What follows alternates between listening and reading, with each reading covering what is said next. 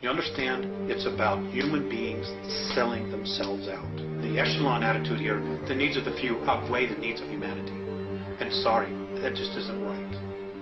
You know, but it's going to have to be humanity that's going to rise up and take the stand. You're just going to have to turn off your televisions. They're going to have to get in their car. They're going to have to fire everybody in Washington, D.C. that knows and does nothing. And they're going to have to do something. You know, this apathy's got to end. Otherwise, the way we live is going to end. Period. I mean, that's the bottom line.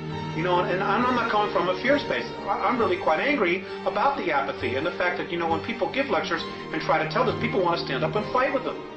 Look at what's happening around us. The indications are everywhere. Everywhere. The truth is now an obscure thing. You know, the lie is the norm. There's something wrong here. What's wrong with this picture? None of this is right. We would have never meant to live this way. Instead of raising the consciousness that we have, they would rather just destroy the United States, or destroy our standard of living so that we're comparable to everybody else. So now everywhere is a third world nation. And that's exactly what they're doing. And they're doing it for power, for greed. We're selling out our own, and it's somebody's got to do that. You know, but nobody will tell the truth. Nobody will come out and say, hey, you know, we've really been sold out. That there are forces within our government, like what Kennedy tried to do, that just flat out want to destroy the United States. Because look at where we are. Look at us right now as a civilization, as a society.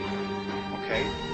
The cities and the culture that we're living in now has totally cut us off from the land, from what our real essence is, which is nature. And, you know, we're starting to feed off each other now.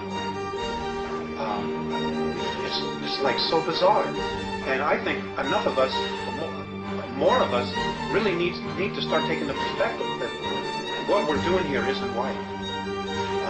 You know, we need to get in touch with what's out there.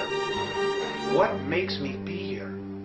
You know, as opposed to going home after work, turning on TV, watching 3 hours of television, going to bed, getting up the next morning, going to work, and doing the same thing over and over and over and over again, like robots. Throw the televisions away. Just throw them away. You talk about freedom. I see you assert your right to tap my telephone, to arrest me and hold me without charges, to try to preclude me from breathing clean air and drinking clean water and eating safe food. If I'm a woman, you'd like to restrict my opportunity to make a choice. I'm not your favorite guy. Go ahead.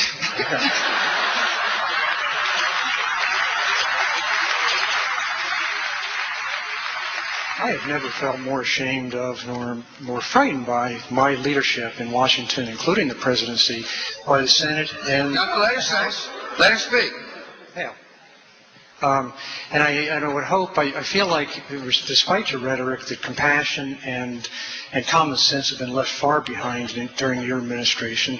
And I would hope from time to time that you have the humility and the grace to be ashamed of yourself, inside yourself. I'm going to start off with what you first said, if you don't mind. You said that I tap your phones. I'm not going to apologize for what I did on the terrorist surveillance program. If we're at war, we ought to be using tools necessary within the Constitution on a very limited basis, a program that's reviewed constantly to protect us. Now, you and I have a different of agreement on what is needed to be protected. But you said, would I apologize for that? The answer is absolutely.